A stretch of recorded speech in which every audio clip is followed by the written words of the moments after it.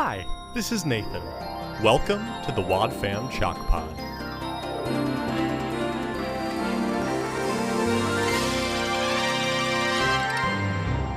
Oh, hi there. Welcome to the podcast. I'm Dylan James Weaver, but most folks around here just call me Dylan.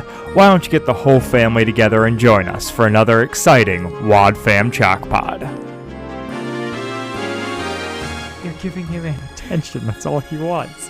He's just trying to get a reaction out of you, man. Well, I'm not posting about it on social media. I'm just telling you that there was a He's taking up your newsman. brain space, and now it's taking up mine. Fair.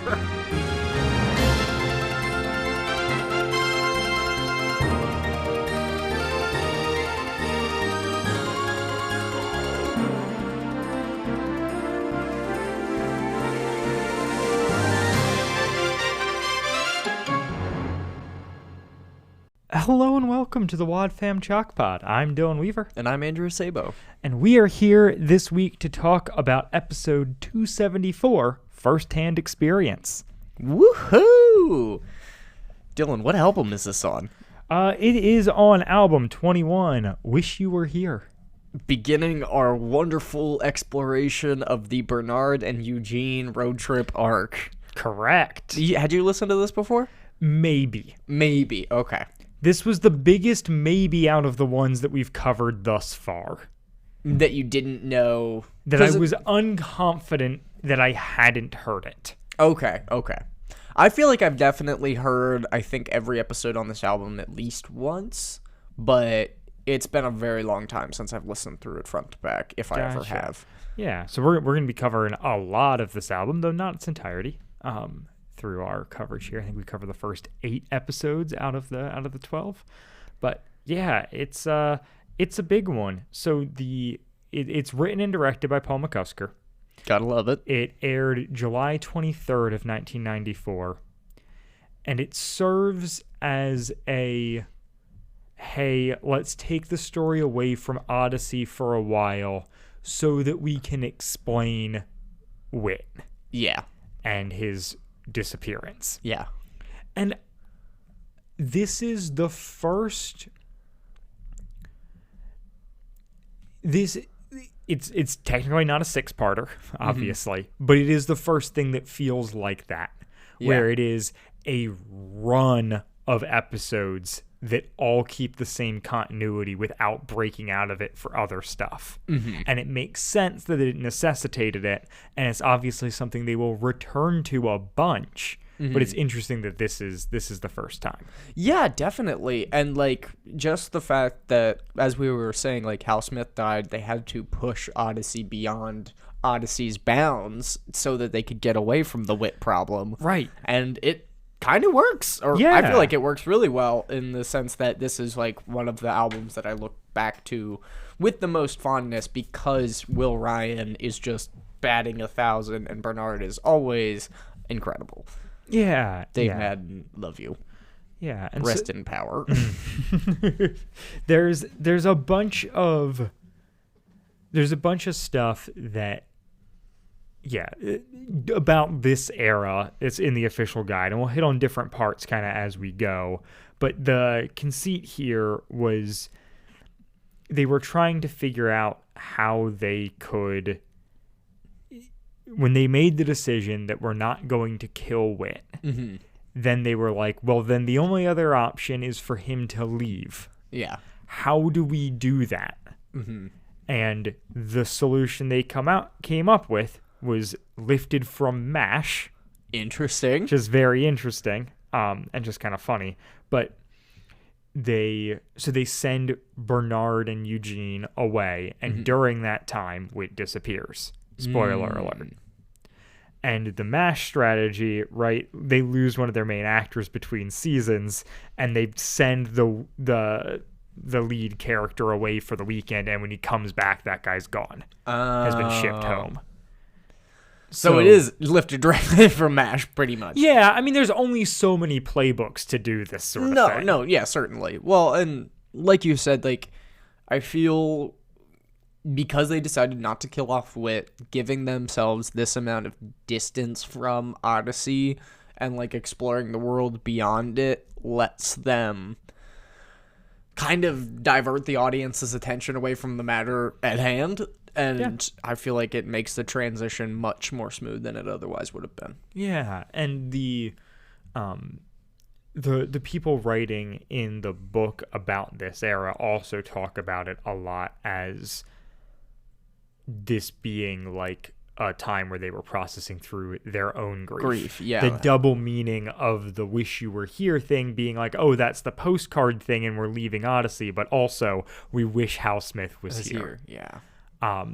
Because, yeah, he was, the show only existed the way it did because of Hal Smith. And I feel like we don't give that as much credit because he is someone who they replace and keep going beyond. Yeah, we would probably argue that our favorite era of the show is Paul Hurlinger as opposed to Hal Smith, but I wholeheartedly agree in the sense that there is no Paul Hurlinger without Hal Smith just knocking it out of the park for the first however many years. Yeah. Yeah, they outline in the guide that they had 4 paths forward with the show. Mm-hmm. One of them was not really a path forward, it was an end. They could just end Odyssey. Hal's gone, we don't have a reason to go on. The other option, their second one, was they could recast Wit right off the bat, keep going and kind of pretend like nothing happened. And they tried that, at least in some testing. So they had some other people come in to do his voice, including Hal Smith's son. Interesting. And they didn't feel good about any of those options. Yeah. And I think that must have been so difficult, though, to have Hal Smith's son come in and pretend to impersonate his dad. I mean, closely following his death. Yeah. Yep. The option that they came closest to was discontinuing Odyssey and just creating spin-off series. That would have been better. Probably. I'm still pro. Let's just spin off Odyssey and do other stuff. Some of them could have been good, some wouldn't. The 2 that they mention here is that they entertained one that was, hey, we're just spinning off and it's going to be the Connie show, which obviously you and I would be big fans of. Big fans. The other option was they were like, we could just switch it to a like kids radio format show every week. Oh, which I don't hate. It's an option. I don't think I would have enjoyed it. Yeah. Not nearly as much for as long of a period of time by any means. I think they would have had to have addressed Wit not being involved in it at some point or recast him to make it work long term. No, I think if you're doing the kids radio show, everyone is always in, like, there's no world around kids radio. It is just kids radio. It's just kids radio. Wow. For the audience. Nope. And couldn't be me. Nope. And so that is when they decided, okay, we're going to have Wit leave Odyssey. Yeah. And then went about trying to figure out how they could do that. And decided that the way to do it is you move it away from Odyssey for a bit. And I think it's interesting that the characters they decide to do that with are Eugene and Bernard. Yeah. I think Eugene makes sense. Yeah, Eugene makes a lot of sense given his situation. It feels very organic. Right. Bernard over somebody like Tom Riley or even like Jack Allen or somebody that's had experience. Well, like... Jack doesn't exist yet. Oh, Jack doesn't exist yet. Jack is brought in to be a Wit replacement. Yes, of course. Yeah, I would say that like Tom would make a lot of sense. Or, I mean, Wit obviously is the clear choice, but he's not available. But Bernard has the... Did they already establish that they were cousins, or is that established in this correct. album? No. So that is... So they have the thing where they're related, and they have a good rapport with each other. Like, this is... They are... Right, I would have loved to see a Connie and Eugene road trip, though. Yeah, that would have been incredible. There's obvious reasons why they didn't feel like they could do that, but... Oh. They can't sleep in the same car together? No. They'll Oh, sorry. But yeah, it's an interesting conceit, and the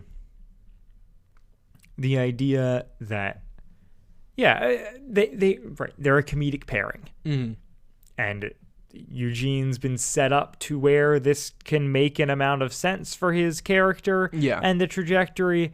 And if you're gonna pair Eugene with someone, Bernard feels like the play.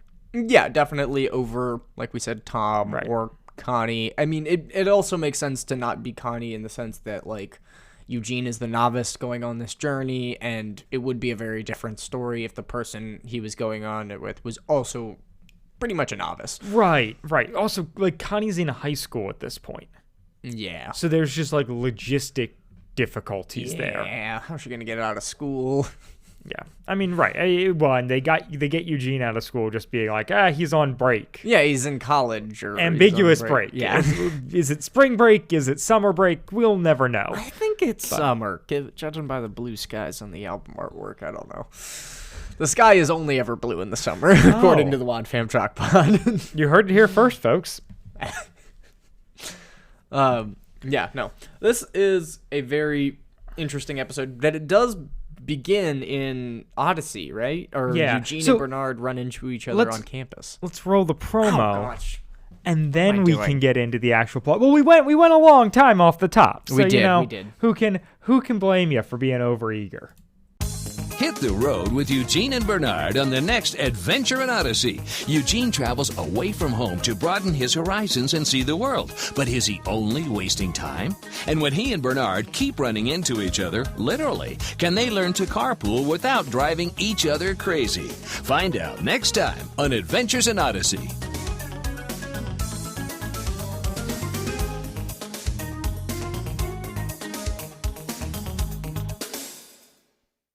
Incredible. Could they learn to carpool without driving each other crazy? Gotta be kidding me. That is drives me crazy. Yeah. Fantastic. Oh, I love that weird, like, music that they... Yep. Oh, yeah. Yeah. It also really hit a literally. Nice and hard. Mm-hmm. They keep running into each other. Literally. So, do they actually physically collide with each other on campus? I don't think they do. No, they do physically collide at least once. Yes. Later. So, yes. But they start up because Bernard is cleaning at the college, and he passes Eugene, and Eugene's like, what are you doing here? He's like, I came to, pick up an invoice. Yes, exactly. Drop off an invoice? Pick up an invoice? I forget how money works. Yeah. And he comments, he's like, Eugene, what's going on? What's on your back there? That's a very large knapsack full of stuff. And Eugene explains that he is leaving Odyssey, possibly forever, but probably not. And we cut to commercial. Play that interstitial music from the teaser. Oh my goodness. Yeah, no, it is so dramatic. Needlessly so, but again, serves the purpose of just absolutely jarring the audience's attention away from Dead Wit. Yeah. It isn't... I'm surprised that the Katrina of it all isn't hit, and maybe it will more as the episodes develop, but that feels like they don't ever make that text. They don't just say that. Undertone? Yeah. And I'm amazed that they didn't. Are they expecting a child to pick up on that? Is it irrelevant? Like, maybe it is irrelevant. I don't know. It's just... Well, there's been a lot going on with Eugene with his faith and relationally, so it makes sense that he would want to without knowing as many words. I understand his motivations to leave. I'm just surprised that he doesn't articulate them. Yeah, that's fair. Especially because the previous episode is him, like, narrating stuff to himself. And we're like, I realize we're getting a concentrated dose because of this show, but we're coming off of a lot of like Eugene and Katrina hot and heavy stuff. Yeah. Last episode ends with them both saying like, today I learned how to love, or I learned what love feels like and also heartbreak, whatever that line is. Yeah. Like we're coming off of that and going very into... steamy. going into just like zany road trip adventure. And like yeah. Some would argue that's how my personality is. You know what? Yeah. You don't have to tempt me with a road trip twice. Look, you're the I got Bernard that to from my my dad. Eugene. Oh, I love that. I meant for manual labor. You think if I created a Christian Mingle bio that just said a Eugene looking for his Katrina, that I'd do well? Oh, so well. Because here's the thing. So many people would see it, not care about the reference, not say anything. But the people that got it, Right. they're going to light you up. Like, that's not just a funny joke that they could ha-ha and go past. Like, they're like, oh, no, this guy's got the same shtick as me. Great. Well, I'll have to get on that. Yeah. Is there listeners? I said Christian Mingle, and then I was like, wow, do I sound like an old person? Is there a better I don't Christian think dating so. service? I'm not entirely sure. Because I'm not opposed to putting this in a Tinder bio, but I don't feel like my success rate would be anything. No, God, no. I mean, you would have one success, and it would be from somebody that you don't want to be successful with. Or it would be you. Yep. What do you think I said? Oh, man. All right, Christian. No, dating. we do not need. Yeah, no, it's Christian Mingle. Okay. Yep, that's the Great. top one. So, Great. Well, perfect. still going strong. Just a Eugene looking for his Katrina is Yep. now gonna be my dating bio. It's gonna be great. We're gonna do numbers. I'm gonna slide into. If that doesn't work, I'll put just a Larry looking for his Bob. Yeah. Oh, Although yeah. I'm definitely a Bob, so I'm just a Bob looking for his Larry. I love that. Oh. You could just put just a tomato looking for his cucumber. maybe that'll be my Grinder profile. There you go. Maybe that's my grinder.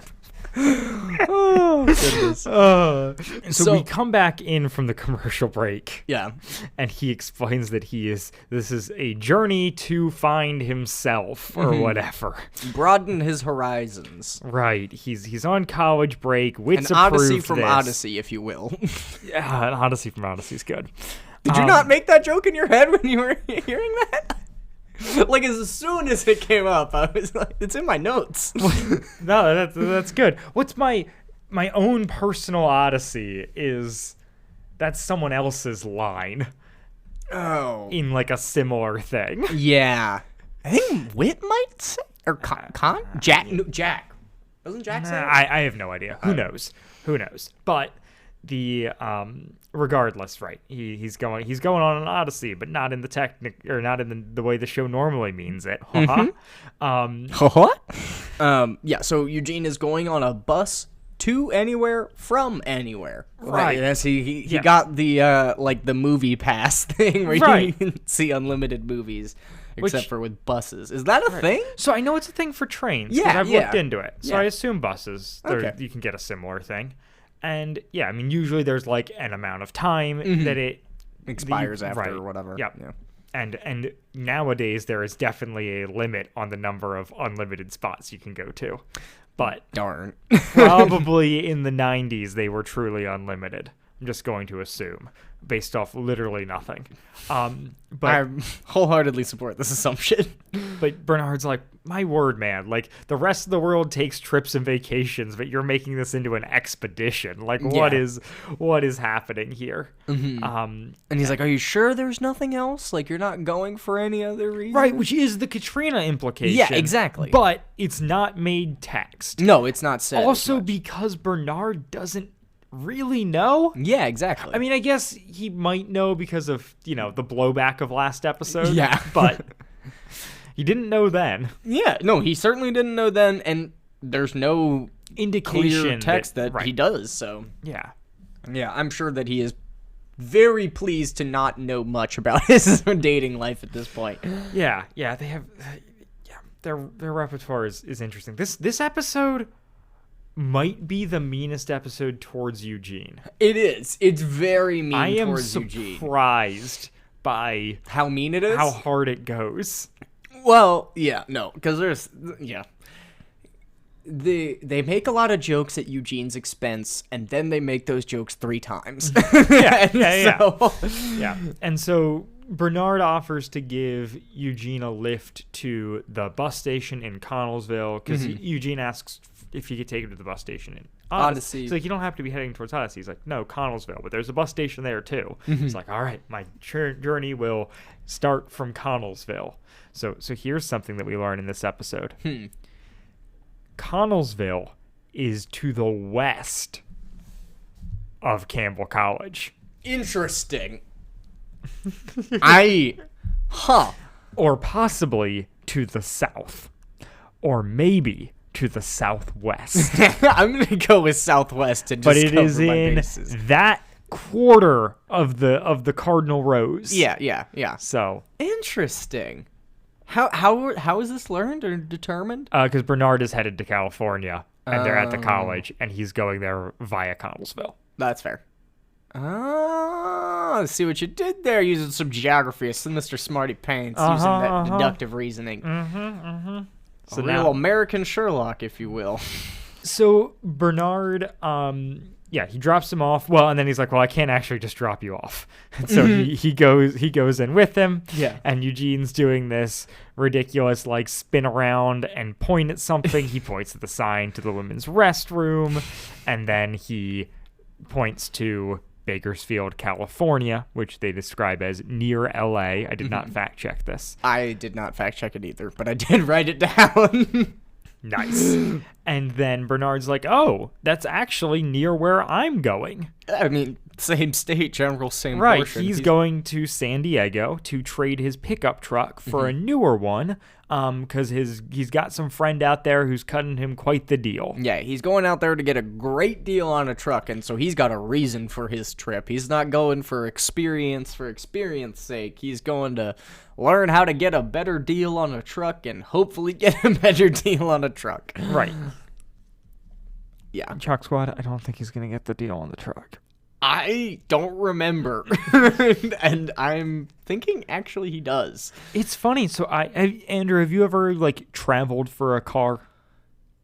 Oh, no. I mean, not more than like 45 minutes to like an hour and a half.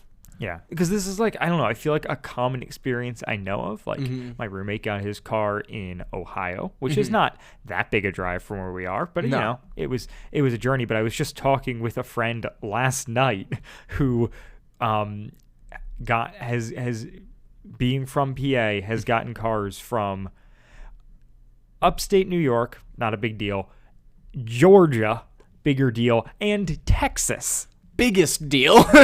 And all of those were right, like a drive there, put it onto a trailer, and tow it back. Yeah, no, for sure. I feel this like is like I don't know. It's crazy to me that people do that sort of stuff. I mean, Jacob Lingenfelter has done that sort of thing for like a set of speakers. So just gonna first and last name him. Wow. Yeah. Drop him like it's hot. First and last name. Get ready to be doxxed. Potential future guest, Jacob Lingenfelter. We would love to have him on. Yes, please come on the show. We've been talking about it for a while, and we just never actually pulled the trigger. Since the inception or something close. Yeah, no. We put it in a dream. I feel like that is something that people do, but it does take a very specific kind of person to be that active and that fiscally conscious to be like, oh yeah, taxes are cheaper on car sales in Ohio as opposed to Pennsylvania or Virginia or whatever. So I'm gonna go over there to get a car cheaper. Like that. Yeah. That part does make sense. I feel like you can game that if you do. What is the longest that you have driven by yourself? Alone in the car or just me driving? Wait, what do you mean? What's the difference? I'm confused. I'm sorry. Like, I've gone on a road trip for 10 hours where I drove all 10 hours, but I was not alone in the car. No, I'm talking alone in the car. Oh. 3 hours, I want to say. I've done 4. Yeah, 3.5. But I'm just thinking about Bernard driving from Illinois to California and back on his own. Yeah, that's And I'm also just like, how in the world does he, and I understand this is a storytelling device to make the show work. And I'm not trying to like CinemaSins it up out here and be like, oh, this is dumb. Doesn't but, like, make any sense. I'm just like, how is this man who owns his own business taking off 2 weeks? Yeah. Just to go get a car? I mean... No, I mean, he could do it in a week. Yeah, for sure. But still, it's crazy. That's a miserable week, though, because you're driving nonstop, and it's like, I think it's like 36 hours-ish, if not closer to 40. Because I think it's 48 from where we are. Sure. To drive straight there, so. Sure. Yuck. Yeah. Yeah, no. He's gonna die. Bernard and Eugene experiment with high caffeinated beverages at a truck stop. Yeah, but he's right. So his intention is to do this alone. And Eugene is kind of skeptical that Bernard's truck is going to make the trip. Yep. But he's like, no, I am trading this one in. It's never let me down. I'm trading it in so that it doesn't have the chance to, which I do love. Love that. Yeah, I'm about there with my Camry. I'm getting real close to. All right. Oh man. So Eugene hops on his bus, Bernard takes his truck, and they're headed there, and Eugene sits next to some business guy who's upset that his company didn't spring for a plane, which is fair. Yeah. And he's got, it's just this long ordeal of him just like, well, first off, he places his backpack next to an identical one, and you're like, oh, well, that's obviously going to be the plot here. And then, he just talks the ear off of someone there, and it's uncomfortable. Tough. It's tough, and then the person he references an impromptu trip to Latin America, which is an episode we haven't talked about, but we should someday. Cross of Cortez? Yeah, Cross of Cortez, yeah. The one with the bull on the cover. Oh, yeah. Yeah, no, it's really tough because the guy goes to the bathroom after like an hour and says like, no, you've been talking for like an hour and 15 minutes. Oh, yeah. And takes his stuff with him and doesn't come back. I was going to say, he takes his stuff and Eugene's like, I'll watch it for you. He's like, no. And he's like, I'm not going to the bathroom. Like, obviously not. Yeah. Then we cut to Bernard, who's surfing the radio. Talk radio comes on. And then I cannot believe the degree to which they do this bit. Oh, they let it sit. It's not just some cheeky thing. 5 or 6 seconds. He flips and hits the Adventures in Odyssey theme song, and it's not like he's just skimming through. He stops on it. He says, "Oh, this is really good." Oh, this and sounds then it good. Fades out, and he loses signal, and then he's upset that he didn't get to finish it. Yeah, he's like, "Oh man, I was really excited to listen to that." Yeah, it is tough. Very cheeky wink to camera, but I thought it was kind of funny. This episode also still has the wit intro at the top. Yep. At which point I realized, and I could be wrong, I don't think that they did intros other than wit until after Hal Smith had passed. You know how we get all the different intros? Yeah. I think very likely the first nearly 300 episodes of the show are all wit. Yeah. And then we started getting the rotating cast. Yeah, I think you're right. I think, because it sometimes still doesn't make sense when it's a wit intro and when it isn't. I know we ran into that with the Connie and Joanne road trip that parallels this one. Yeah. But it is, it's very... No, I think you're correct. I feel like we could verify that pretty easily. Yeah, but write into us if you think we're wrong. And maybe that, well, there are some, obviously early Odyssey has some crisp ones. Yeah. And whatnot. But... Odyssey USA. But I think the theme song, well, and even Wit's got an Odyssey USA one, but it's like, I think basically all the intros are wit up until probably this album. And then I imagine going forward, we'll have to track it as we go through this series. Yeah, but at a certain point, they're gonna dip away from that. And they'll switch it up a little bit more. Yep. And so just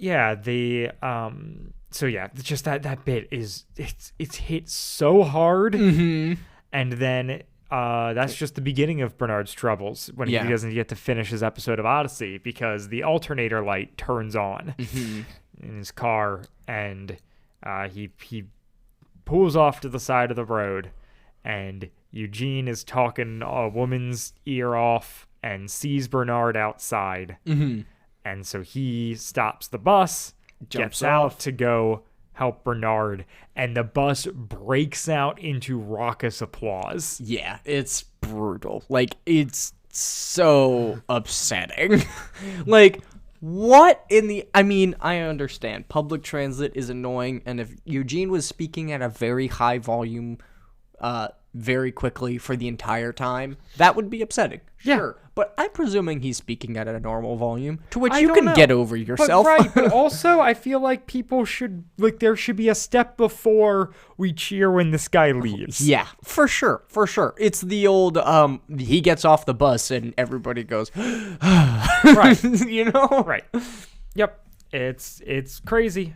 And so, Does make Eugene the butt of every joke. The bus driver makes a point saying, like, hey, I can't wait. So the bus pulls off. Eugene goes to help Bernard. And and he takes the wrong backpack on the way. yes, of course. But Obviously. it's not established. No, but he's like, let me wait, I gotta remember to grab my backpack. And then, like, grabs his backpack. And you go, as the audience member, this is gonna be someone else's. So yeah, they have to walk. What is it? 13 miles to the next town. Sure. On foot, and they have the very wonderful bit of them trying to hitchhike, and Eugene making a sign, and Bernard. What does the sign say, out. Andrew? Do you have it written down? Yes, please cease your driving. Assistance required. Thank you. Which, amen. Honestly, if somebody just help. yeah, oh yeah. If somebody had that on the side of the road, if I could read it, which Bernard makes a good point, Right. I don't know that I could, depending on the speed, I would totally stop, for Have sure. you ever hitchhiked or picked up a hitchhiker? No. Or just generally helped someone along the side of the road? Yes, I've helped people along the side of the road. Oh, wow. Yeah. If I see somebody broken down and I'm driving alone, I don't have time. Like, I have time to stop. Yeah, always. Interesting. What's that experience like? I walk up to them, ask them if they need to jump, ask them if they need to use my phone. If they don't need anything, I leave. Okay. Yeah. Or typically they don't even, like, typically it's either very clear what they need or they don't want me there at all. And Sure. so, like, you can assess that pretty quickly. But yeah, it happened just after Thanksgiving. I was driving for work for my old job out to an elementary school, and I saw somebody with their hazards on driving really slowly, and then they pulled off to the side of the road, and I was like, oh, okay. And then I pulled back around. Actually, I pulled way too far ahead of them, and they had a long, probably 45 seconds to a minute and a half of me just walking from my car up to theirs. But then I asked him if he needed anything, and he was like, no, I'm good. And then he drove off before I got back to my car, so it was all good. Yeah.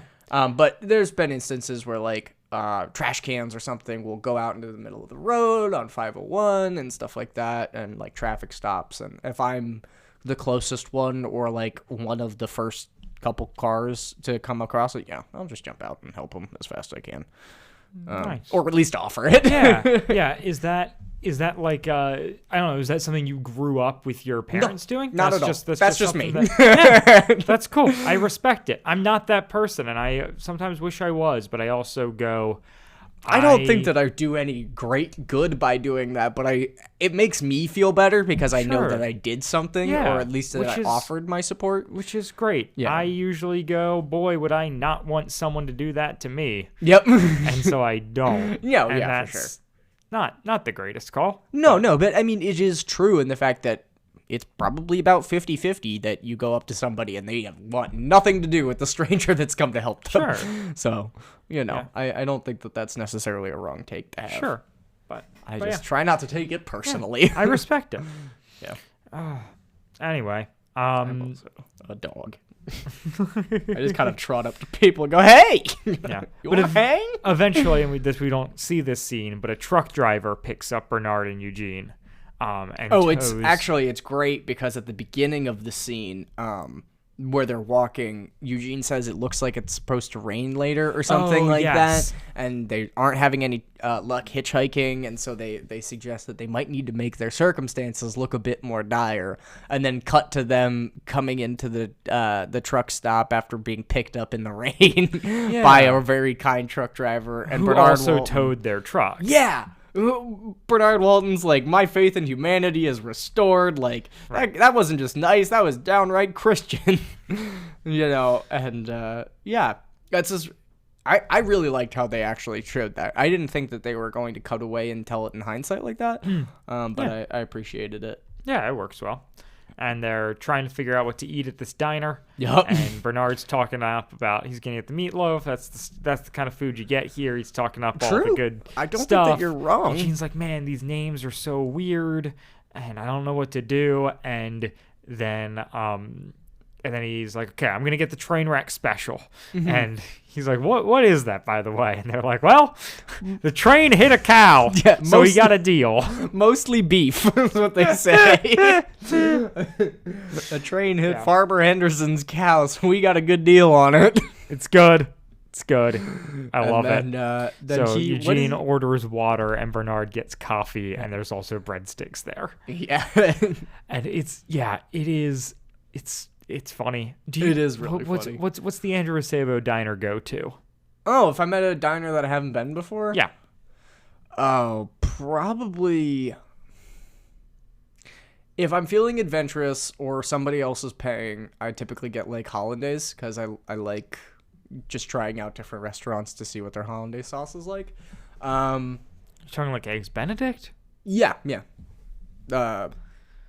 And what's the other one? I mean, I'm typically like a breakfast meal. Like I've got to try their hash browns. Like that's very important to me. Yeah. If it's not breakfast, I don't care. I want to try their hash. Like, what's that like? What about you? Breakfast is also my diner strat. Yeah. I'm just sausage, like, eggs. You can't. Hash It's also browns. my fast food strategy. When McDonald's did 24-hour breakfast, Oh, yeah. that was all I got at McDonald's. Yeah. Yeah. I'm so sad that they got rid of it. Yeah. It is incessantly. Yeah, but that's like that's my gas station play. That's my diner play. Like that's what I want. Well, it's always safe. And as somebody who famously doesn't eat breakfast, it's not like you get those foods elsewhere. Great. Oh. Maybe you always order breakfast because that's secretly what your heart is yearning for, but your stomach won't allow. Yeah, you know it. Yeah, then they then part ways again. Bernard's truck's fixed. Eugene's ready to catch the next bus. When he gets to the bus station, the bus stop, there's a police officer and a woman there who is accusing Eugene of stealing. It's oh goodness. What's Bart Rathbone's wife's name? Doris Rathbone Light is what this is. Diet Doris, if you will. It is. It really is Diet Doris, isn't it? She's complaining, accusing him of stealing her knapsack, and Eugene, of course, is like, oh, no, I totally grabbed mine. Like, this is definitely mine. I grabbed it when I got off the bus. But then, now that I think about it, I haven't checked it since. And then they realize, oh, he did take the wrong backpack. Yep. And I thought this was going to be like oh no, Eugene loses his backpack thing. No, I thought that Eugene was going to prison and he was going to have to call Bernard to get him to bail out. No, I didn't for a second think he was going to prison, and he doesn't. No, but he doesn't. But the thing with the fact that he gets his backpack back, I'm like, wow, what a win. Epic dub. Yep. Oh, man. Good for Eugene, not losing his portable microscope or his very old laptop computer.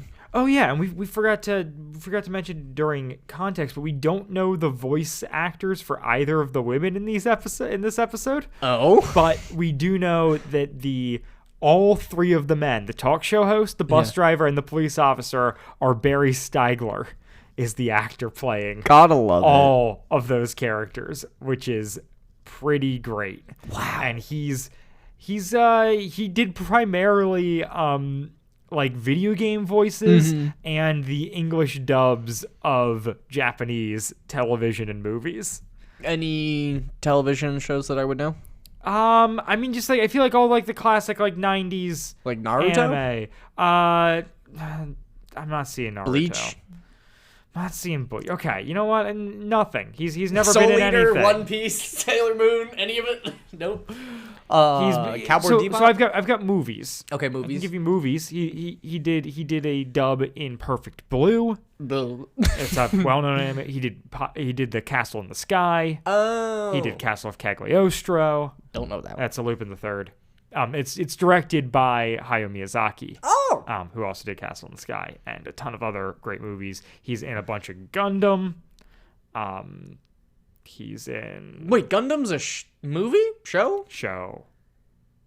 What? Mobile Suit Gundam? Is that not? I know, I believe that you're correct. I just only know Gundam as a model ship brand. Oh. Yeah. Oh, the more you learn. Anyways, but yeah, he does dubs. That's basically all there is to say about Barry Steigler. It's Barry Steigler and Phil Lawler doing most of the work, and then Will Ryan and Dave Madden batting 1,000. Just carrying the team on their back. They said, we lost Wit. Get on board, guys. The show ain't going under if we've got anything to say about it. Yeah. Yep. Anyways. So back to backpack situation, knapsack situation. This woman really wants to arrest Eugene. Yeah.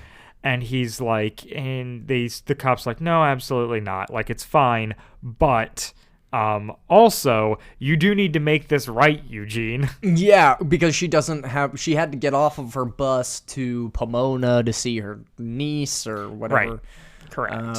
And so she doesn't have a ticket because she doesn't have the fancy pass like Eugene does. Yep. And Eugene goes, all right, well, you can just have mine. Yep. And then, Eugene cuts to Eugene at the diner sitting alone. Yeah, and contemplating heading back to Odyssey because he doesn't have the money to continue. Mm-hmm.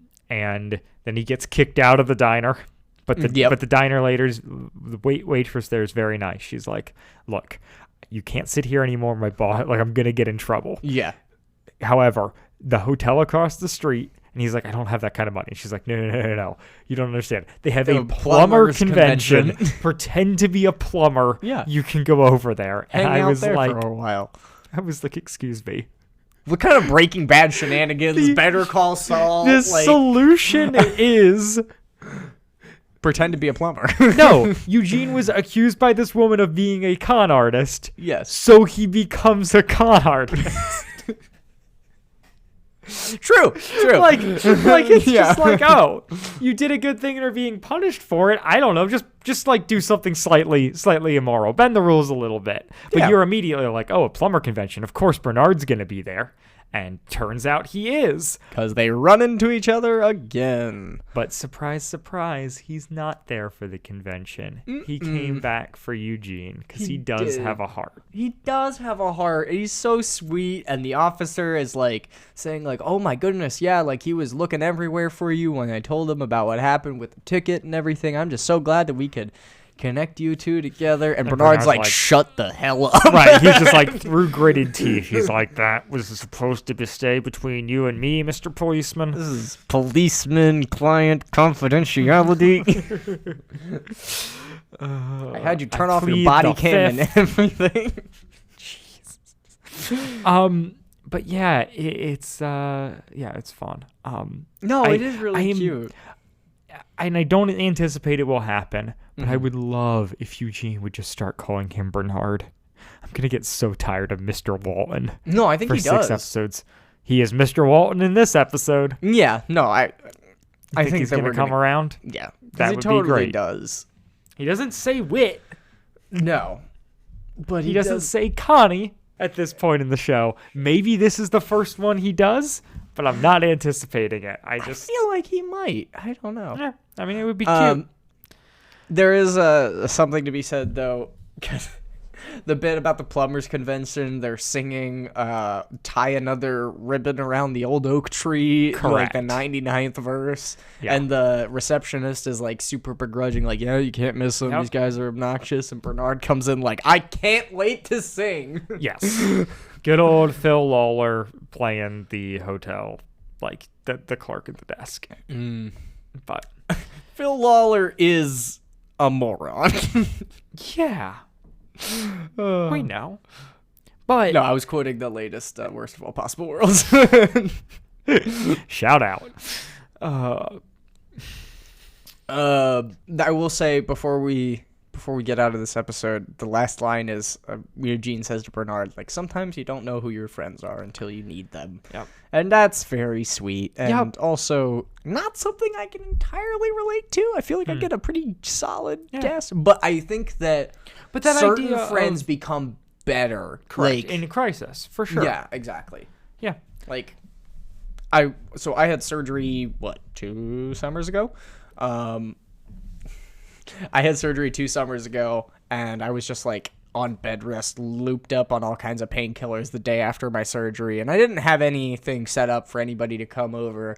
And one of my friends agreed to just come over and show up, and it wasn't somebody that I had spent a lot of time with hanging out, like, it wasn't Nathan or somebody like that I would expect.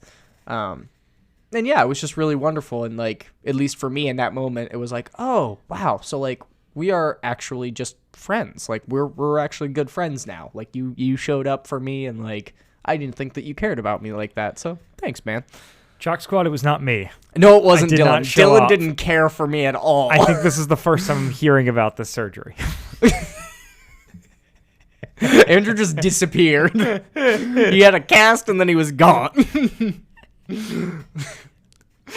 To be clear, Chucks, but I know exactly which surgery he talking knows about. exactly what surgery, and he can probably still smell the cast in his nightmares if he tries hard enough. Nope, I didn't internalize the smell of your cast. I'm sorry. I did a pretty good job of staying on top of it this time. I mean, it's only like my 4th arm cast, so, Great. You learn. All right. I think we've run the gamut on this episode. I think it's time to get out of here. Mm-hmm. Andrew, anything you would like to promote? Oh, Dylan, boy, do I. Okay. And I'm so excited that you asked me because I thought about this morning. I am plugging the undisputed, in my opinion, well, that's hard. Actually, I don't think I can go that far. I'm plugging Bluey. Bluey is incredible. You've already plugged Bluey. Have I? I think so. But keep on. No, I think Bluey came up in the Colleen episode because I remember linking it into the description. But continue on. Tell me more about Bluey. No, I'm just unironically watching it alone now. And it's like a 7 to 8 minute cartoon, and yeah, I'm going to start watching them on my breaks at work to give me a little mood boost. And I don't know. It's just, it's wholesome, good fun. It's actually really funny at times. And like, they're short. And yeah, I don't know. It makes me feel all warm inside in a way that a lot of shows don't. And I think that it does the Odyssey thing really well of slowly building a world around a small group of people and making it feel cohesive and like home. Like, oh yeah, nice. We get to meet Bluey's neighbors, and oh yeah, we get to meet Bluey's the mailman that doesn't get chased by the dog people. And it's, I don't know, it's top-notch kids entertainment, I will say. I would highly recommend it to anybody who has little kids or any mental illness. If you have a bad relationship with your parents, you should watch Bluey. All right, you heard it here. I have a great relationship with my parents, and I still love Bluey. You had to put that disclaimer in because at least one of them listens. Oh yeah, no, certainly. I don't want Marie getting any bad ideas. Love you, Mom. What about you, Dylan? Any plugs? Yeah. I am going to plug, because we are starting the road trip saga. Mm-hmm. I have to plug Until the End of the World. Until the End of the World. Oh, that's the movie you watched with Nathan. Get off your phone. You don't need. I don't need answers. I'm going to tell you about it because I want everyone to watch. Okay, so Jock Squad. Until the End of the World. Wim Wenders, German director, rocks. He goes and makes a series of like 3 different movies that are like the road movies. Mm-hmm. Paris, Texas is probably the most famous of those, but there are some others. Regardless, he then goes, okay, I'm going to make the road movie to end all road movies. Mm-hmm. And he develops Until the End of the World.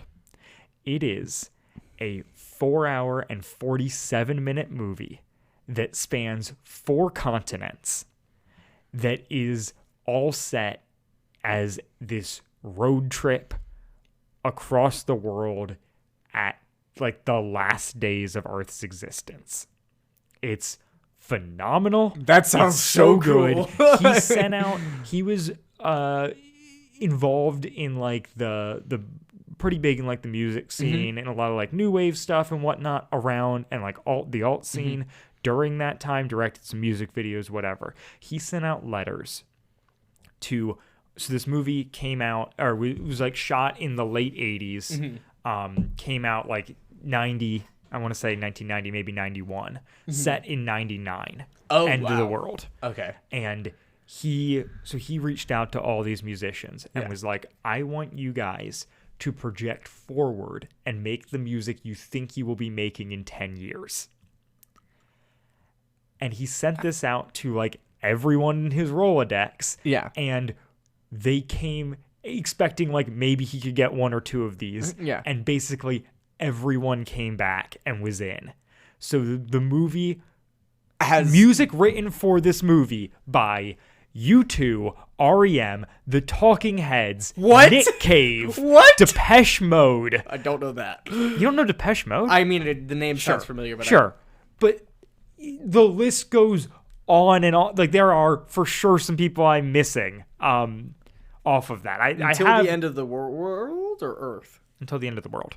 I've got the soundtrack right over there. You can look at the vinyl when we're done recording. You've listened to songs off of it because I'm obsessed with it. Yes. And break it out Yes, during yes. vinyl nights. But anyways, the movie's incredible. It's Lou Reed? Lou Reed. Great point, Lou Reed. Oh my goodness. What a trip. All right. I guess I need to devote a part-time shift to watching Julie this movie. Cruz, who's the vocalist on the Twin Peaks theme song, Oh? does an Elvis cover. Interesting. That is beautiful. Okay. Anyways, if you're not going to watch the movie, and I understand why you might avoid 4 hours and 45 minutes. I think you just watch it in 2 sittings, right? Yeah, for sure. I mean, I didn't, but you could. I definitely couldn't watch it in one sitting. But regardless, if you don't want to watch the movie, at least listen to the soundtrack. Yeah. Maybe on a road trip. That would be perfect. With all that being said, we will be back next week, folks, not covering the road trip. That's right. Surprise. The next episode comes out on February 14th, aka Valentine's Day, and we have a special episode with a special guest. An incredibly special guest. Thematically appropriate, if you will. It's going to be so much fun. I can't wait for you all to listen. Bye, guys. Bye. WadFam Chalk Pod is a presentation of the Lidditz Podcast Co-op. This show is a fan podcast and has no official affiliation with Adventures in Odyssey or Focus on the Family.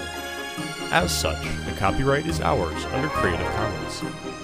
Follow the podcast at WadFamChalkPod on Twitter and Instagram, or email us at wadfamchalkpod@gmail.com. First Hand Experience was hosted by Dylan Weaver and Andrew Acebo, and edited by Dylan Weaver. And I'm Nathan Haverstick, hoping you'll join us again next time for more of the WadFam Chalk Pod.